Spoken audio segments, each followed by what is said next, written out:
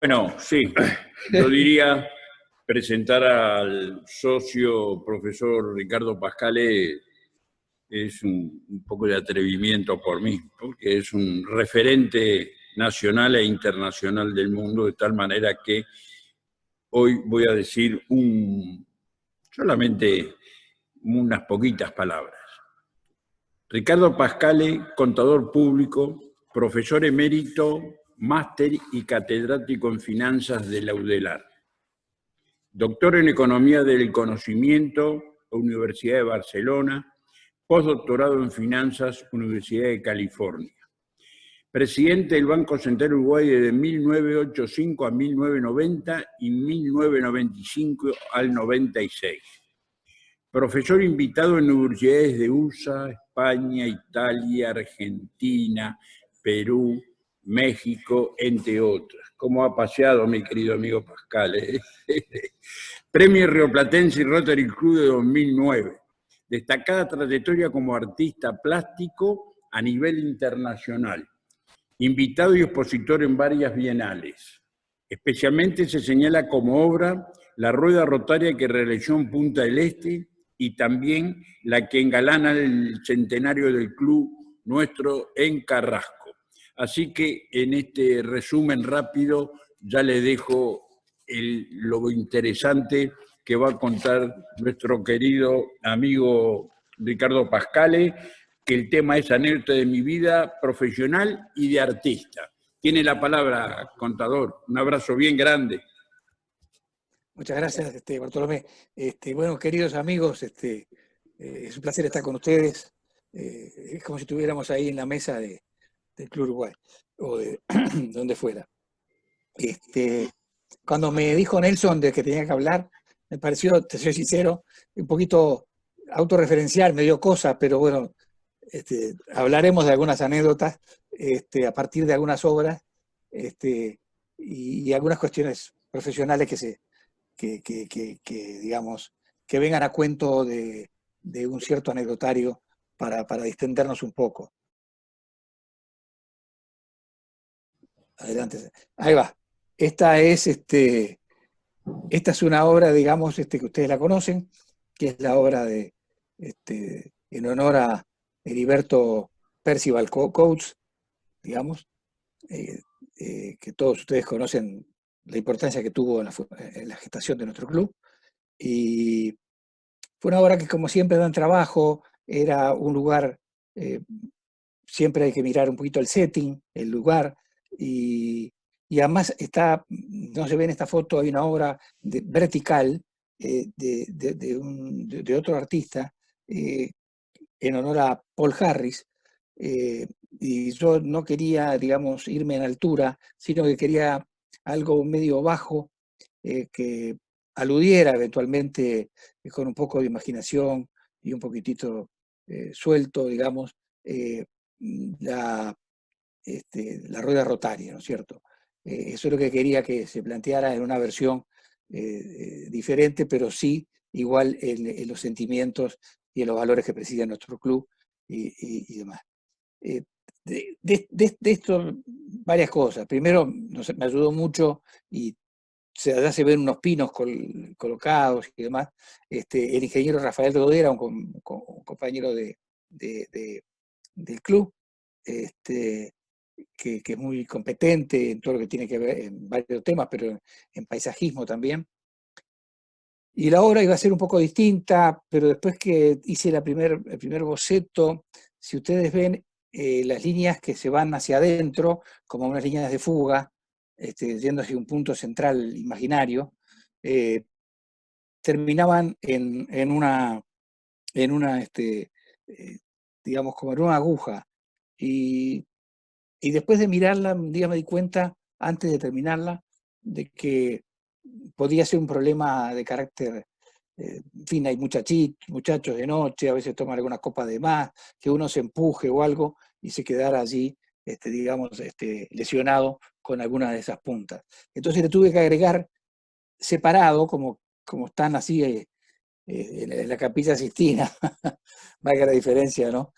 Pero digamos, sin tocarse, aparece un segundo tramo en cada una de las aspas de esta rueda, digamos, y que cierran en un ángulo obtuso, digamos. Lo que la rueda quería y la forma de la rueda es una forma cálida, es una forma que habla de la amistad, digamos. Las formas redondeadas en escultura y en arte, digamos, o que tengan curvaturas, siempre hablan más amablemente de las cosas.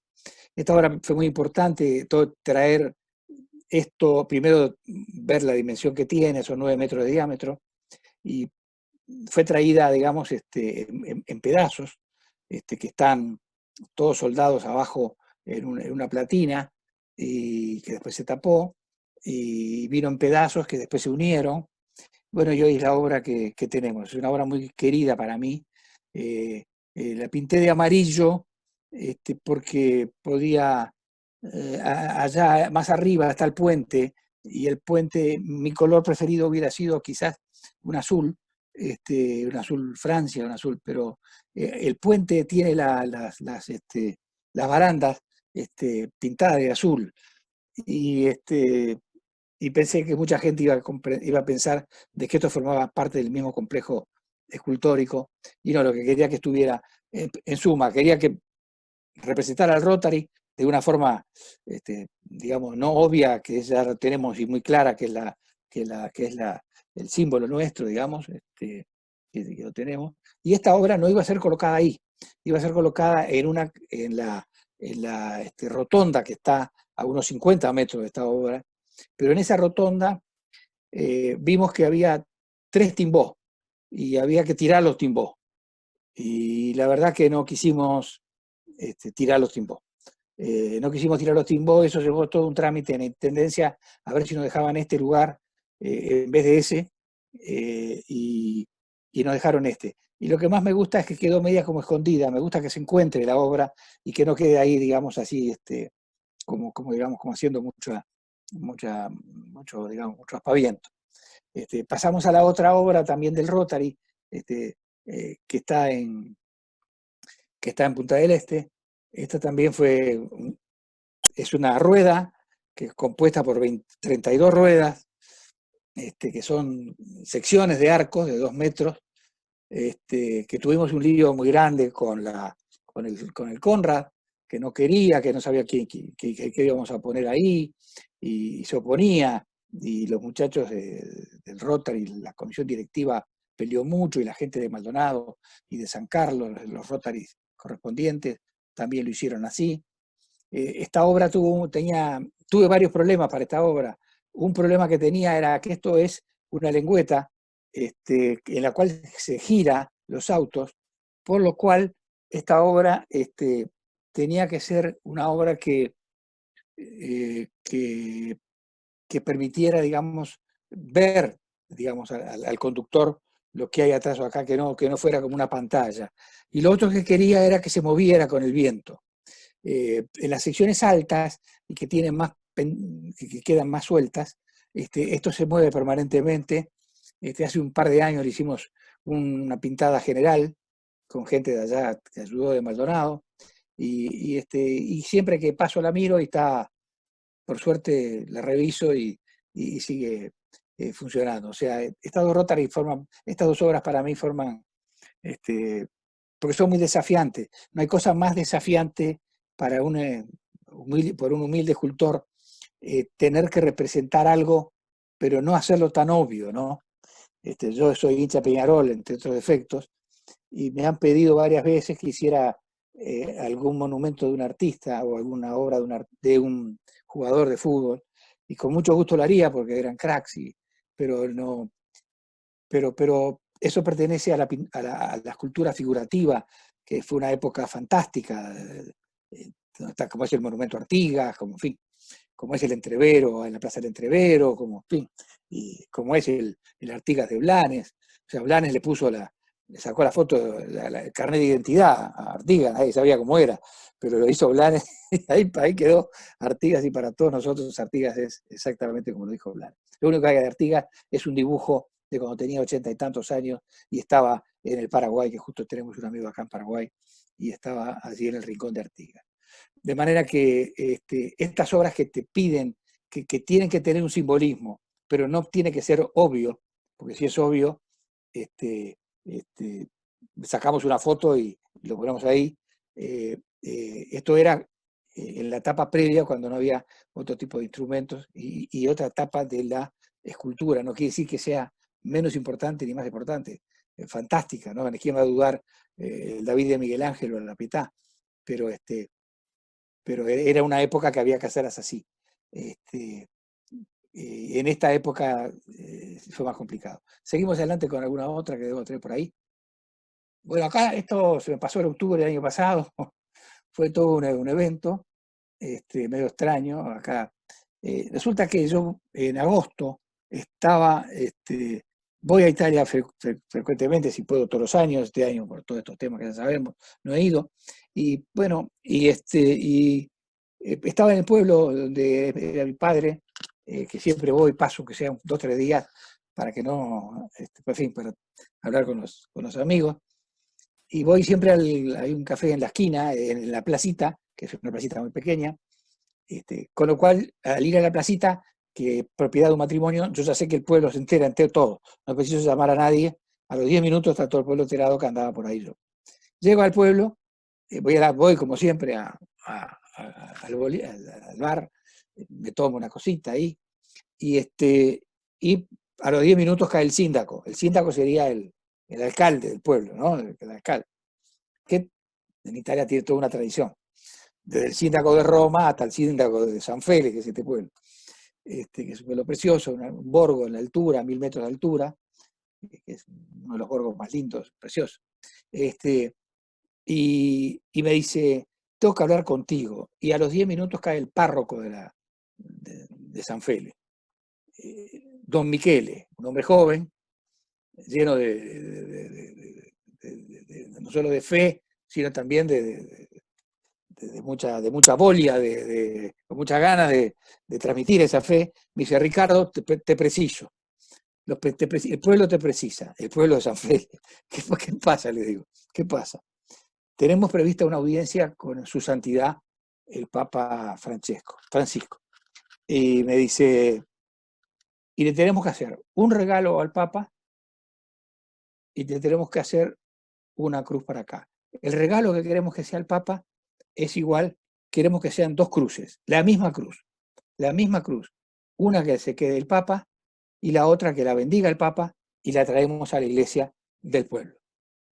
¿Y esto cuándo es? Y no sabemos, pero en fin, en octubre. Yo empecé a trabajar ahí en eso rápido y, y esperando, y estaba sacándole fotos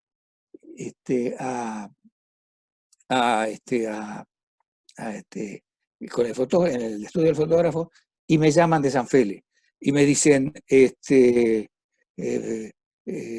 Don Michele, era Don Michele, caro professore, come sta? Bene, sì, tutto a posto, bene, sì. El appuntamento con el Papa es el 16 de octubre, o sea, el 16 de octubre, estamos hablando 8 días antes, me estaba llamando Don Michele, el protocolo del Vaticano había decidido eso.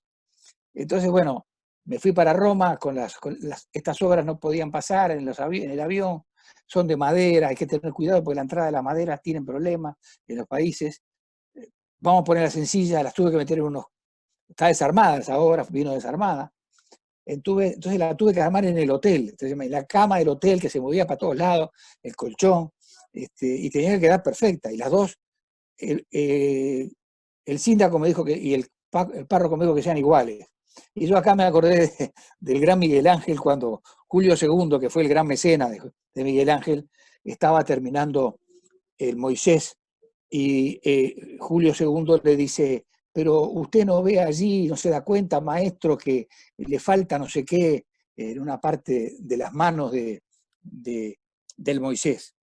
Entonces Miguel Ángel, que era, en fin, un maestro de todos los tiempos, por supuesto, agarra, sin darse cuenta, Julio II, un poquito de polvo del mármol de Carrara en la mano, se acerca a la obra, hace unos pequeños cincelazos y deja caer el polvito en el piso, y entonces sale y se toma distancia con el Papa Julio II y le dice, Santidad, ¿qué le parece ahora esa mano? Ahora está perfecta, me dice, le dice Julio II, y era la misma mano que había hecho, no había tocado nada. Yo acá le hice cambios, que los conozco yo, y no no se puede hacer una réplica, no es una cosa, a ver, no se puede, no se puede regalar como si fuera un estampado esto, y menos al Papa. Entonces, yo tenía una seleccionada para el Papa, que ahí como ven, ahí está el obispo, que es un fenómeno, el obispo de la zona, que es el que dijo todo. Entonces el obispo me dice, mirá, empezá a seguir hablando en italiano, sigue hablando en italiano, ¿cuál le vamos a dar al Papa? Yo quiero que le dé al Papa la que tiene, se la voy a dar a don Michele, que es el párroco, digo, era obvio que quería que se quedara su santidad, fuera esa. Y, y me dice, bueno, yo empieza a hablar usted en italiano, sigue hablando en italiano, y en un momento determinado cámbiele y pase a hablar en castellano. Que usted tiene un acento rioplatense, él se va a dar cuenta enseguida. Y entonces ahí en la mitad, menos de la mitad de la charla, le digo, bueno, Santidad, usted disculpará, yo soy del otro lado del charco, pero qué maravilla. Bueno, ahí cambió, y seguía hablando, y seguía hablando. Hasta que al final, ahí, en esta foto que ustedes ven, ven que se ve el dedito del vescovo, en esta que está acá, que está ustedes mirándolo a la izquierda, ven, ahí está, el dedito del vescovo diciéndole al Papa, la que tiene que agarrar usted es esta. Entonces el Papa toma esa ya la está tomando ahí, en la otra foto, y la otra, después la bendice, he hecho una síntesis acá, un momento muy emotivo, particularmente emotivo. El Papa no se quería ir, quería seguir hablando, empezó a preguntarle cómo lo había hecho, que, en fin, le gustó mucho. Bueno, ahí sabemos, me han dicho la diplomacia uruguaya y la gente, y el vescovo y el obispo, que la tiene ahí en Santa Marta, en la residencia donde está él. Y la otra la colocamos el domingo, eso era acá está Don Michele, Don Michele en la Piazza San Pedro, después se había ido toda la gente, quiso sacarse una foto con con la obra que la quiero mucho, y que está puesta ahora, esta está puesta en la iglesia Santa María de la Quercia, en San Fele, que es una de las dos iglesias que tiene San Fele, y el cura las lleva en todas las procesiones, él sale con esta cruz, la baja y va con esta cruz. Esa es una de las historias más simpáticas que tengo en términos de contar, en fin, anécdotas o no tan anécdotas, pero en fin, son esas cosas que a uno casi que lo hacen llorar o lo emocionan mucho, y cuando la ve y la recuerda. Adelante, que no quiero hacer perder tiempo. Esta es una obra muy linda que tengo, un lindo recuerdo. Acá tengo tanta gente que agradecer desde... Bueno, fue colocado originalmente siendo ministro bueno, es medio raro porque está en la puerta de Naciones Unidas, en el edificio central de Nueva York, y yo jamás pensé que la Comisión de Arte de las Naciones Unidas iba a darme a elegir ese lugar, en la puerta misma. Y me acuerdo que un día el doctor Sanguinetti me dice, che, ¿viste la intérprete? No, con Nicole Kidman, no la vi, en una película, ¿no? Todos conocemos. Pero me dice, pero sale tu obra varias veces, e incluso el director de fotografía, en una de ellas hace primer plano con la obra. Entonces esta obra quedó allí, después hubo que retocarla porque se cambió el edificio de Naciones Unidas y volvió a estar ahí, y con el embajador Elvio Rosselli hace un par de años, ya Naciones Unidas tuvo la amabilidad de regalarnos el pedestal, que es maravilloso, de un granito precioso, y es una obra que quiero mucho, está ahí en la puerta del edificio central de Naciones Unidas, en un país como Uruguay, que como todos ustedes saben, no tiene un peso específico particular en un organismo tan grande, en donde las potencias son muy destacadas, ¿no es cierto? Pero bueno, algún angelito nos habrá protegido, y ahí está. Es una obra que quiero mucho, que se llama Amaneciendo Verticalmente,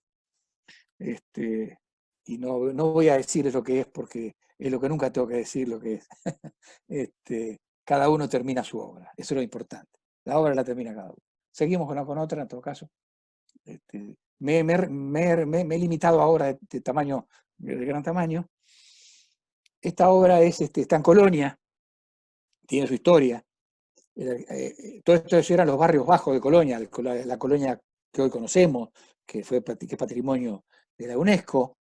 Y entonces el arquitecto Odriozola, que había sido el que impulsó todo eso, había arreglado el Bastión del Carmen, que es esto.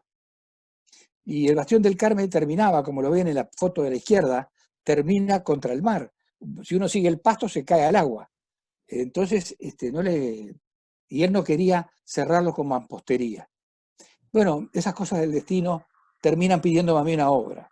Entonces, esta obra, que se llama La Gran Función, se llama La Gran Función, todo el mundo piensa porque acá hay una especie de teatrito, y que es no, se llama La Gran Función porque es la función de la espiral logarítmica, que es en matemáticas una de las funciones más bellas que tenemos, y con esto yo lo que quería que era resolverle, si podía, a Odriozola cerrar, pero manon troppo, cerrar, que la gente se diera cuenta que ahí había algo y después mirara para abajo que había mar y se iban a caer.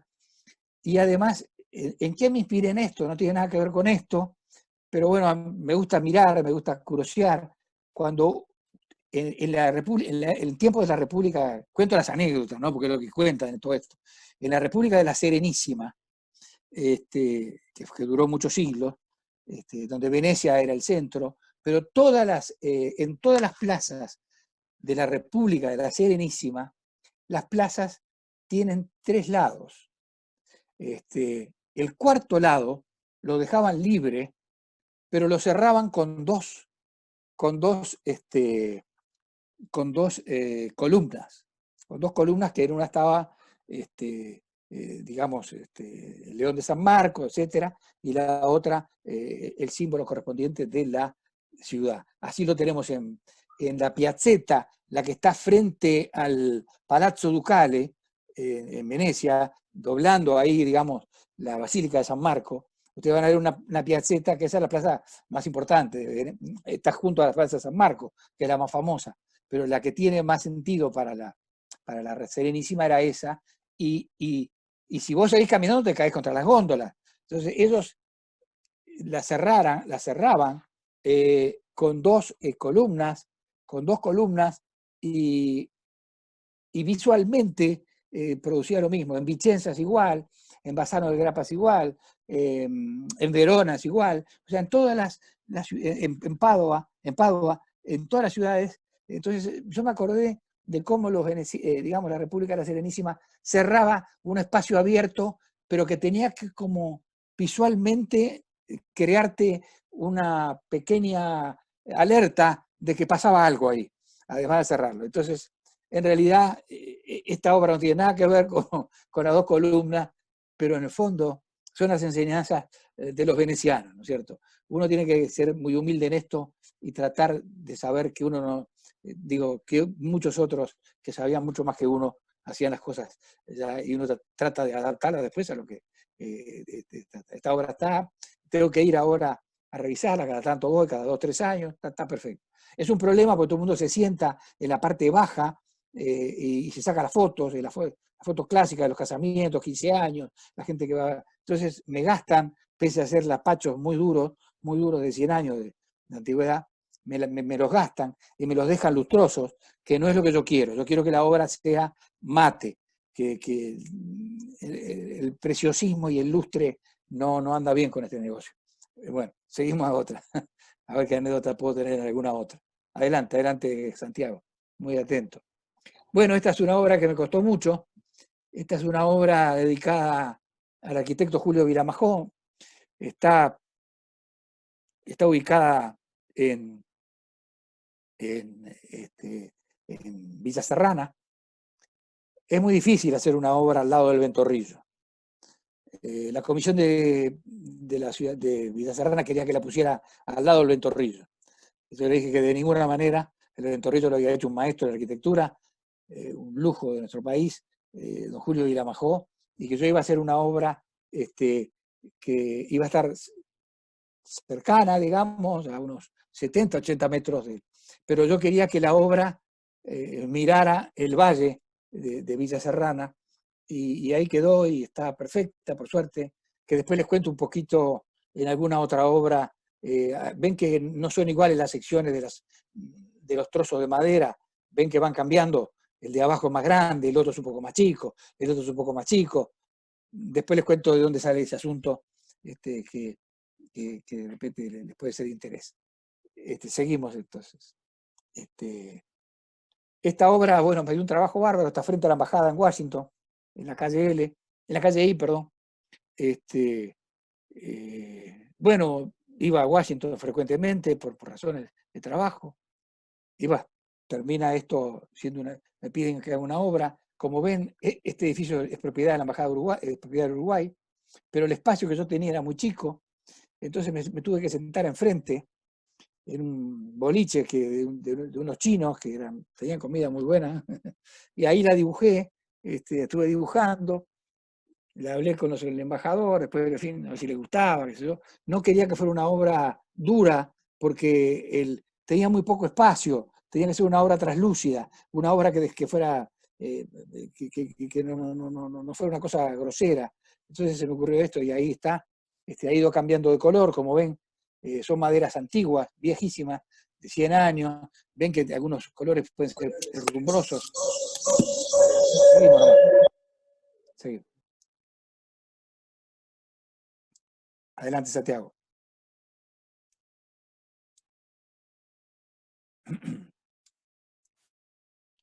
Esta es una obra complicada también. Esta es una obra muy alta, casi tiene 11 metros. Esto está en los jardines de Sanssouci, en Alemania, en Potsdam. Pero esta la pongo como ejemplo de otra que tuve problemas en otro país, de este tamaño. Cuando le dije a los alemanes lo que tenía que hacer, bueno, a los 3 días estaban acá con un equipamiento, que esta obra, que es complicadísima, está en 3 partes, la base, el fuste y el capitel, digamos, el capitel remata en un día nevado, en esta foto. Fue compleja, pero tuve la suerte. Es muy difícil dialogar con cosas tan antiguas, como es el castillo de Sanssouci de Federico el Grande, y los jardines son preciosos. Atrás se ven parte de algunas ornamentaciones que tenía, y bueno, los alemanes lo aprobaron, el síndaco el alcalde de Potsdam, todo esto tiene su trámite, opinan los artistas de Potsdam, opina todo el mundo. Bueno, en definitiva, por suerte, esto funcionó, pero lo que les quiero decir, que aquí pude pude colocarla, es una obra bastante complicada y muy pesada, y la pude colocar gracias a la tecnología alemana, que me hicieron la tarea no fácil, facilísima, no solo sino los operarios. A contrario, Sensu de esta está en Lima, en Perú. Un día yo trabajaba mucho en Lima, y un día estaba allá trabajando, y siempre era muy amigo del embajador, que lamentablemente falleció hace poco, don Diego Zorrilla de San Martín, y Diego me dice: venite a comer a casa, que toca hablar contigo. Sí, sí, y me voy a la casa, digo: mira, o sea, es una cosa, nos terminan de regalar una plaza que se llama Plaza República Oriental del Uruguay. Ah, no me digas, mira, qué bien, en fin, todo muy bien. Pero hay una cosa que yo no sabía, y a ver si vos la sabés. No, a ver, decime. Vos sabés que probablemente Francisco, esto por supuesto lo debe saber y demás, vos sabés que hubo 14 oficiales uruguayos que pelearon, y una cantidad de tropas, ¿no? Por eso esta obra se llama 14 Orientales. Hubo oficiales uruguayos que pelearon ¿con quién? Que pelearon, se unieron a las huestes del general San Martín, y pelearon en las principales batallas de la liberación de Perú, en Ayacucho, etc. ¿Y quiénes son, por ejemplo? Entonces me empezó a nombrar, me dice: bueno, uno de los más conocidos es Eugenio Garzón. Eugenio Garzón peleó en Lima. Sí, sí, peleó en Perú, a las órdenes de San Martín. ¿Y quién más? Y bueno, Estomba, y bueno, me empezó a nombrar Coronel Alegre, gente que yo las conocía como calles, y que en Uruguay no sé si se conoce mucho, que estos 14, que fueron mucho más que 14 eran los oficiales, pero hubo personal, digamos, de tropa al mando de esta, no sé cómo llamarla, de esta brigada, me corregí, Francisco, si digo alguna barbaridad, pero estaba Eugenio Garzón. Entonces tuve que hacer esta obra. Bueno, es una obra muy alta, muy pesada, complicada, que no quería que se destacara en ningún país, ninguno de los dos, que los dos quedaran iguales. Bueno, y les pedí lo que había pedido en Alemania. Y claro, acá en Lima, estas obras que son pesadísimas, prácticamente hubo que subirlas todas con tracción a sangre. Estas obras están después incrustadas en unos dados de hormigón de 1 metro de lado, más o menos para abajo, y muestra una historia, digamos, de 14 orientales que para mí fue una novedad. Hoy tengo libros que me hablan de esos 14, y, y que en el decreto de la presidencia peruana los nombra uno por uno. Y acá yo no sabía nada, yo sinceramente, soy honesto. Y Diego me dijo, yo tampoco sabía nada. Entonces le pusimos 14 orientales. Y yo, oye, todavía está en Lima, está perfecta. Yo pensé que el clima húmedo de Lima la iba a complicar, para nada, la ha dejado como petrificada. Adelante, adelante. Adelante que se nos va el tiempo. Seguimos, dale otra más porque si no, no llegamos. Dale otra más. En la otra, si quieren, ahí estamos para parar en esta. Yo tuve la suerte de representar a Uruguay, por la Comisión de Arte Visual, me designó en el año 99 a Uruguay en la Bienal de Venecia.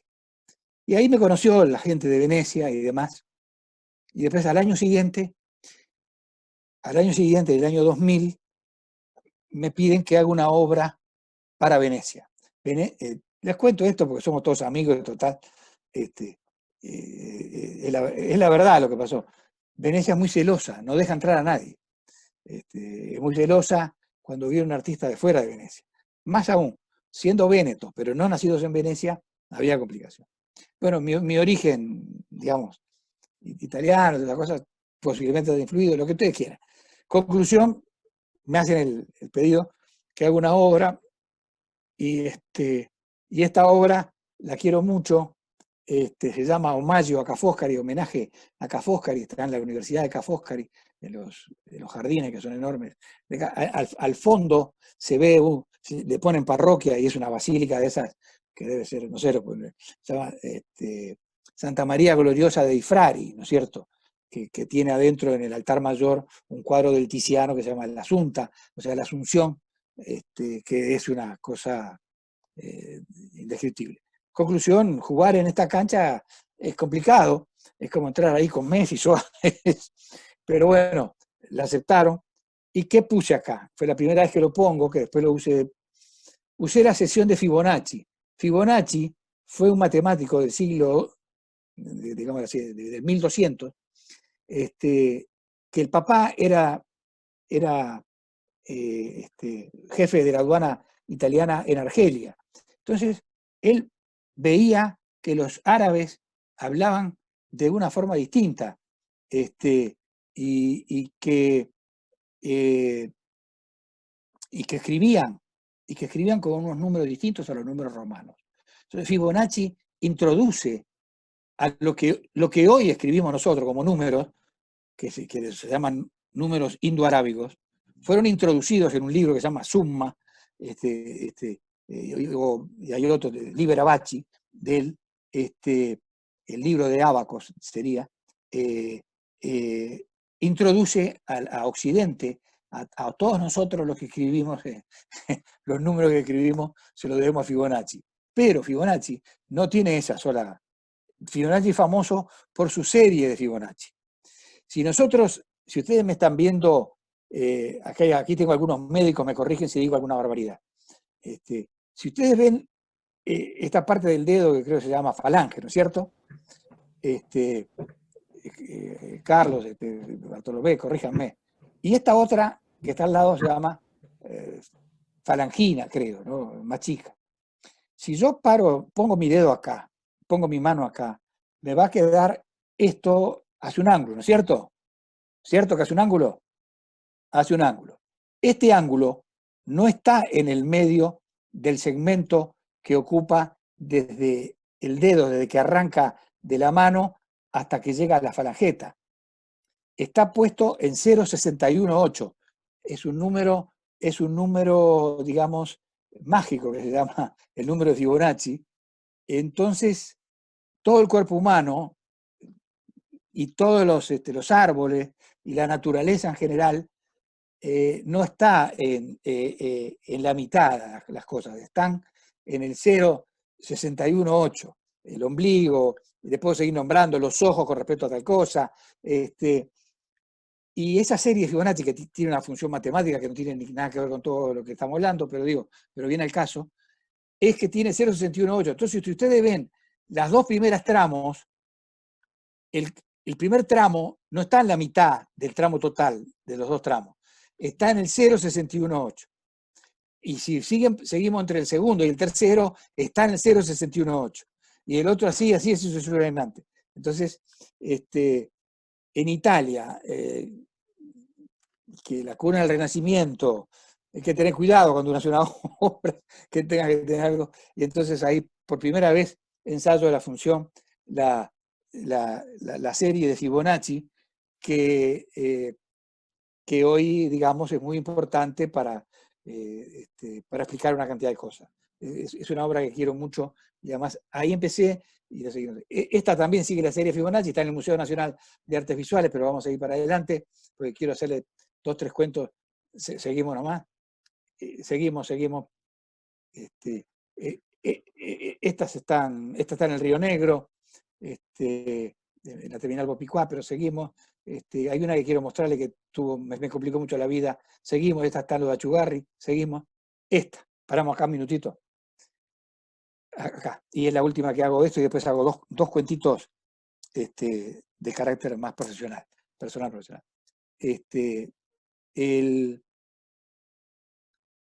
El doctor Valle había ganado en octubre la primera vuelta junto con el candidato del Frente Amplio. Entonces, en noviembre era el ¿cómo se llama? El balotaje. Entonces, hay un primer acto que lo hace en Florida el doctor Valle, en esas elecciones, y en esas elecciones, a la vuelta, uno de los ómnibus, al pasar el puente de Paso Pache, que está en el kilómetro 60 y pico de la Ruta 5, que es el que en el puerto del Río de Santa Lucía, digamos, es el puente más largo que tenemos, se le rompió un eje, el ómnibus da vuelta, gira y cae de techo y mata a muchísima gente, unas 15, 20 personas, de los cuales 12 o 13 eran niños. En el primer acto que Jorge Valle hace entonces, Jorge Valle se pone muy nervioso, el doctor Valle, y se le ocurrió llamarme, y me dijo, mira lo que pasó, ¿viste lo que pasó? Sí, ya vi, presidente. En fin, y tenés que hacer una obra, me dijo. Tenés que hacer una obra en conmemoración de esto. Bueno, vamos a pensar, digo, una obra, murieron 14 entonces niños, en fin, aquí de vuelta es cuando enfrentás al escultor en tener que mandar un mensaje, y entonces de mandar un mensaje a caer en la cursilería en este asunto es un hilo muy delgado. Entonces hice otra obra, hice 2 dibujos, un dibujo, la obra la pagó otro consorcio nuestro, fallecido ahora, pero que todos ustedes seguramente lo quisieron mucho, que fue el arquitecto Walter Pinto Rizo. Walter Pinto Rizo financió la obra al doctor Valle. El doctor Valle quería que se hiciera inmediatamente. Bueno, me puse a dibujar, hice 2 dibujos. Uno, que era el que yo quería más, pero salía una fortuna. Tenía 40 metros de alto, me dijeron, serenate, Pascale. Entonces hice otro, que es en el cual, bueno, les cuento cosas de los ángulos agudos, en arte y muy agudos, muestran el dolor, ¿no es cierto? esto va hasta el cielo, en fin, muestran el dolor. Si ustedes ven el Guernica de Picasso, ustedes ven que Guernica hace un uso extenso de los ángulos agudos. Esto es una cosa que la conocemos nosotros. Y además lo saqué de la base, lo corrí, está corrido. Entonces el vecino, que era un estanciero del frente, un macanudo, que era el que nos daba agua para que se pudiera hacer esto, traía agua para los obreros y todo, me dice, doctor, venga por acá, siéntese conmigo a tomar un matecito y vamos a mirar la obra. Entonces me dice, usted perdone, ¿no? Me dice, pero me parece que se le corrió un poco para allá, me dice. Se le corrió para... El tipo le había corrida, dije, pero y yo no sabía lo que decirle. Además, un tipo encantador. Le dije, sí, forma parte de la cosa. O sea, forma parte de la mueca de la vida, que morir tanta gente inocente, sin culpa de nadie, fue una de las obras que me dio más trabajo. Y voy a dejar las obras por acá y voy a contar dos anécdotas de mi vida profesional, pero muy vinculadas a esto. Tres anécdotas, porque había tres anécdotas muy breves. Así que puedes sacar las esculturas, Santiago, si fueras tan amable, porque ahí está. La primera, cuando voy al Banco Central veo que los billetes no tenían una versión razonable, eran todos distintos, era una cosa espantosa. Y yo viajaba por el mundo y veía cómo eran los billetes en Francia, en España, en Italia, en Inglaterra, tenían un estilo, ¿no es cierto? Adelante la persona. Entonces se me ocurre sacar una serie armónica de billetes que sigue hasta hoy, ¿no es cierto? Esto fue en el año 85, que sigue hasta hoy. Entonces, fue lo que más el Banco Central lo pasé muy complicado. Lo sabe Eduardo, que era el presidente de la Asociación de Bancos, que buena mano nos dio en aquel momento de gran soledad también, ¿no? De gran soledad, de grandes problemas. Entonces, empecé a poner, entonces, claro, ¿qué pasa? La Constitución del año 1830 señaló que para sacar monedas se requiere una ley. O sea, para sacar una moneda de 10 pesos, se llama una ley. Explicativa en el artículo primero, segundo. En el anverso habrá un ceibo, no sé qué, de tal, de todo. Hay que explicar el tamaño, de qué es. Pero ninguna constitución menciona que el Parlamento tiene que aprobar los billetes. Entonces yo me dije, pero ¿quién soy yo para hacer estos homenajes públicos? Porque yo quería reivindicar gente de la ciencia y de las artes en fin, uruguayos y uruguayas famosos, uruguayos, básicamente. Ahí va la anécdota. Empiezo a poner, imagínense lo que era aquello, yo negociando con Sanguinetti, con Wilson Ferreira y con el general Sereñi, porque tenía que negociar con ellos a ver a quién ponían. Yo llevaba a los candidatos, al final fui armando, son los que ven ustedes en Varela, lo que tratan todos los días, Torres García ya está fuera sacando de circulación, aparece Figari, bueno, en fin, los billetes que manejan ustedes, eso sí lo hicimos en aquella época, y se persiguió, los otros gobiernos, por suerte siguieron la tradición. Llegó un momento al final del año 89, que yo ya estaba muy cansado de tanto problema y de tanta cosa, hay que aguantar mucho ahí, y entonces a mí me pareció que nunca había, me pareció no, sabía que nunca había sido homenajeada en un billete una mujer. Entonces, el Uruguay, no vamos a hablar de estas cosas, digamos, pues ya las sabemos todos, en fin, hay una cuestión, esto está cambiando, por suerte, todo esto, y la mujer está tomando otro rol, en fin, otra posición, una igualdad de derechos, en fin, no voy a extenderme sobre el tema, pero las mujeres, cuando me empiezan a hablar de feminismo, y está alguna de mis hijas, me dice, no le hables a de feminismo porque era feminista antes de que naciera el movimiento. Entonces, en el último billete que yo iba a sacar en mi primer mandato, se me ocurrió poner una mujer. Dije, nunca hubo una mujer, yo quiero poner una mujer. Y yo sabía que iba a tener problemas, pero no problemas porque tuvieran problemas con las mujeres, sino porque cada uno tenía sus candidatos. Pero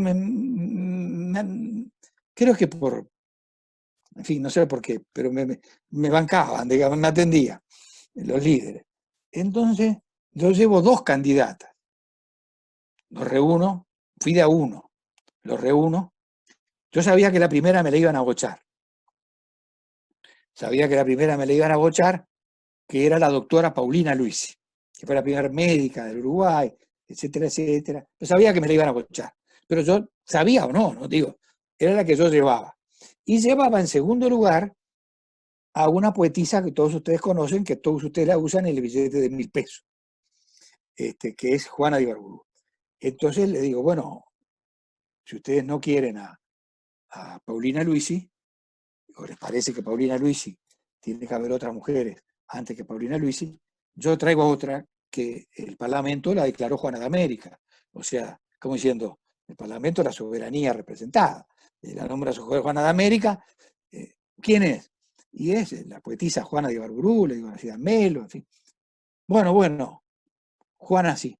Entonces, vaya esta anécdota, digamos, que es el único billete de la historia, hasta hoy, hasta el año 2020 y 2021 que vamos a entrar, de la historia uruguaya, que hay una mujer en un billete de nuestra cosa. Después, tengo una última anécdota y ya los dejo porque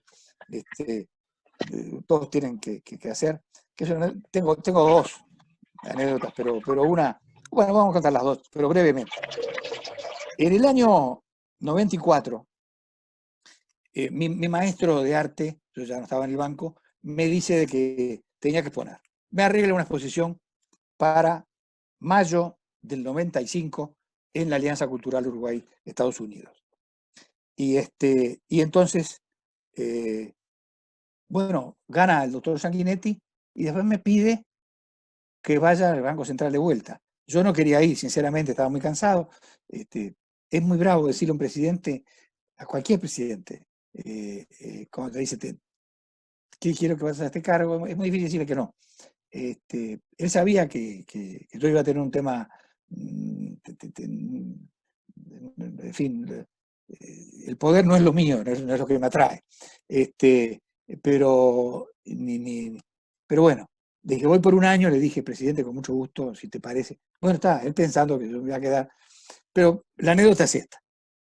Entro al banco en abril, marzo o abril del año 95, y por ahí a las 3 semanas de estar en el cargo me llama el director de la Alianza. Che, Ricardo, ¿cómo le va? Lo felicito, está ahí. No se olvide de que el mes que viene usted tiene una muestra en la Alianza Cultural con nosotros. Digo, ¿cómo? Me había olvidado. Con todos estos líos. Entonces fui a hablar con el presidente. Le dije, presidente, tengo un lío grande. ¿Qué pasó? ¿Qué pasó? No, ningún lío de gobierno, no. Pero esto no lo puedo hacer sin que tú lo sepas y sin que tú me des la autorización, si no, no lo hago, no puedo hacerlo. Porque puede tener trasfondos políticos esto. Estaba Cavallo en Argentina, era un relajo, devaluaban todos los días Argentina, bueno, en fin, una cosa imponente. Entonces, me dije, ¿cuál es tu problema? Me dijo el doctor Sanguinetti. Bueno, no, presidente, es que llega a pasar cualquier cosa, cuando estoy inaugurando la muestra, esas cosas, y los diarios van a ser, los titulares van a ser, obviamente, este señor le pagamos el sueldo para que sea presidente del Banco Central, y en vez de ocupar su función, que con todo el sacrificio de los ciudadanos contribuimos a su sueldo, está poniendo obras de arte, es un diletante, qué sé yo qué historia. Me siguió mirando con una cara media así de hablar nomás. Me dijo, pero vos entonces no crees en tu obra, me dijo. Vale, cuando me dijo, dije, chao presidente, te paso después la invitación cuando ves. Y fue la invitación en mayo del año 1995, siendo yo presidente del Banco Central, y tuve muy buena crítica, por suerte. Y el tema era peor después porque, bueno, una anécdota media rara, que después en Estados Unidos se comentó con Greenspan, que era el gobernador de la Reserva Federal, cuando fui a verlo me lo comentó, porque se ve que lo brifiaron desde Montevideo, pero en octubre tenía una muestra en Buenos Aires. Ya en Buenos Aires era un lío distinto, porque yo ya lo había arreglado antes. Yo me tenía que ir 3, 4 días del país. Y le fui a hablar con Sanguinetti de vuelta. Le dije, mire, presidente, me tengo que ir. o digo que no, qué sé yo, pero decime algo. Estate atento. Él sabía que uno estaba atento a las cosas, pero bueno, en fin, pero había que plantearlo. Lo hablé también con Wilson, por supuesto, y lo hablé con Sereni. Les comenté, mire que voy a estar allá, pero estoy, voy y vengo. Y entonces, la anécdota es esta. Hago la muestra en Buenos Aires en octubre del año 95 y había un diario que titulaba y era feroz contra el gobierno del señor Menem, que era el presidente, el doctor Menem era el presidente de Argentina en ese momento. Y le pegaba en todos los titulares. Entonces, yo estaba sentadito 2 días después de la inauguración en un salón espléndido de la Argentina, digamos, deslumbrante, y yo estaba sentado con la gerenta, con la directora de la galería, del museo, y dice, esta que viene acá, esta chiquilina, una mujer joven, 30 años, esta chiquilina me dice, es la cronista de Página 12, cronista de Página 12. Y Página 12, le digo, que titula, critica a todo el mundo, me va a matar, me va a hacer... Tranquilo, usted tranquilo acá, quédese acá, me dijo. Quédese acá. Entonces, yo me quedé ahí, y ella se acerca a la directora y le dice, dígame, ¿el artista no está? Sí, es este señor que está acá al lado. Entonces, mucho gusto. Entonces me dice, si no le molesta, me gustaría recorrer las obras con usted y querría hacerle algunas preguntas de las obras. Sí, con mucho gusto. Recorro la muestra con la chiquilina y me voy. Y imagínate, dije, bueno, acá la crítica va a ser, me van a matar mal. Y a la semana y media, es una de las críticas más lindas que tengo y más emotivas para mí. Esta chiquilina escribe una crítica desde el punto de vista artístico muy correcta. Olvidémonos de la parte de juicios evaluativos conmigo, que no me interesa, no es el que me interesa. Habla todo. Y yo estaba esperando en qué momento me pegaba el cascotazo, ¿no? ¿Cuándo venía el cascotazo? De Página 12. Y el cascotazo, yo seguía leyendo la crítica y no venía.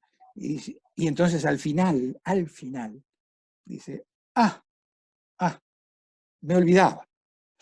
Este señor que termino de comentar su obra, es el presidente del Banco Central del Uruguay. Un país culto, que solamente esto se puede dar en el Uruguay, no un país de ignorantes como la Argentina, en el cual el presidente de la República dijo que estaba leyendo a Sócrates, cuando Sócrates nunca escribió nada, y así termina. O sea, descargó el veneno sobre el doctor Menem, y me sacó a mí de la troza. Y dejo acá esto porque tenemos muchas historias más, pero las conversamos después en ruedas chicas con ustedes.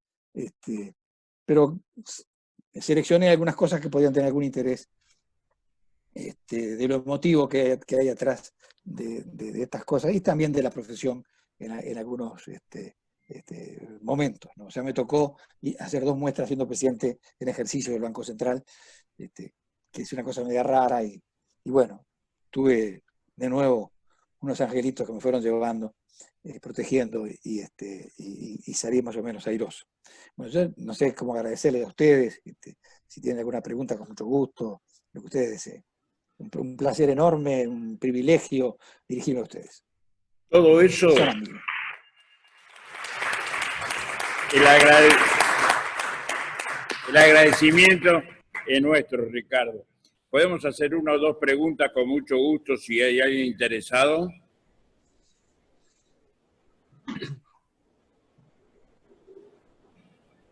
Ha sido tan claro, inteligente, que además, Ricardo, con toda seguridad tendremos para 2 o 3 sesiones más, porque tu vida da para todo eso.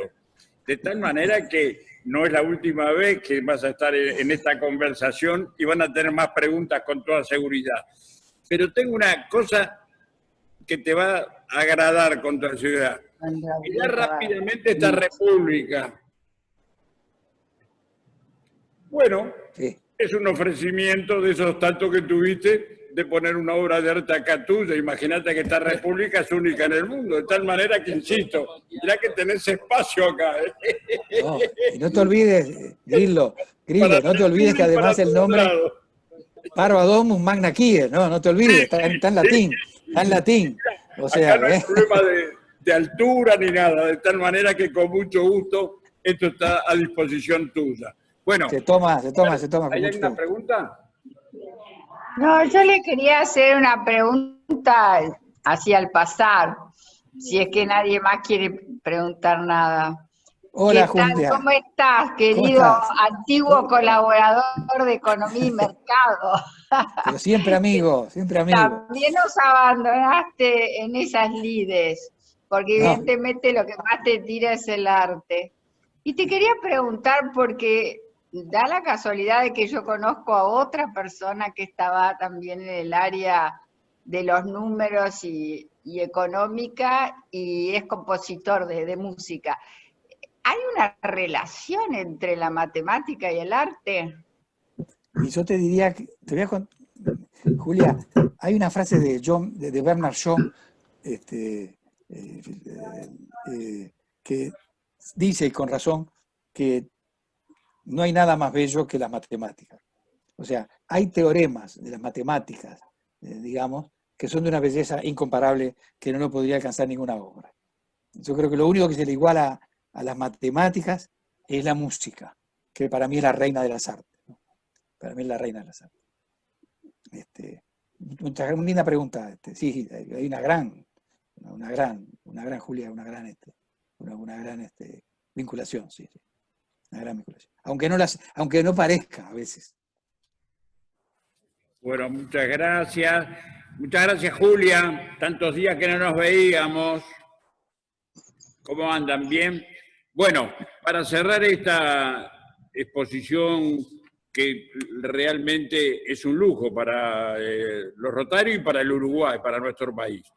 Ricardo, insisto, un abrazo bien grande de todos los Rotarios, como vos que sos Rotario, de todos los uruguayos un agradecimiento, porque realmente tener un individuo de esta calidad artística, de honor, de ética, profesional, no hay habitualmente en el mundo, de tal manera que lo único que quedó es cuando, viste, está el Moisés, cuentan que Miguel Ángel, cuando terminó, le pegó un martillazo en la rodilla y le dijo, parla. ¿Te acordás de eso, no? ¿Per qué ne parla? ¿Per qué ne parla? ¿Per qué ne parla? Como diciéndole, me quedó tan bien, ¿por qué no hablas, por lo menos? Sí. ¿Per qué ne parla? Le dijo. Sí. Bueno, otra vez y ya te daremos el abrazo correspondiente, un agradecimiento y un aplauso. Un privilegio, no, ustedes, un privilegio para mí. Y como es habitual, le hacemos el honor a los pabellones Nacional y Rotario. Nos vamos a tomar un cafecito hasta el martes y estamos en el tratamiento de la averiguación de cuándo vamos a poder comenzar las reuniones presenciales. De tal manera, un abrazo bien grande de toda la comisión y mía a todos los Rotarios y hasta el martes. Buen día. Hasta luego, gracias.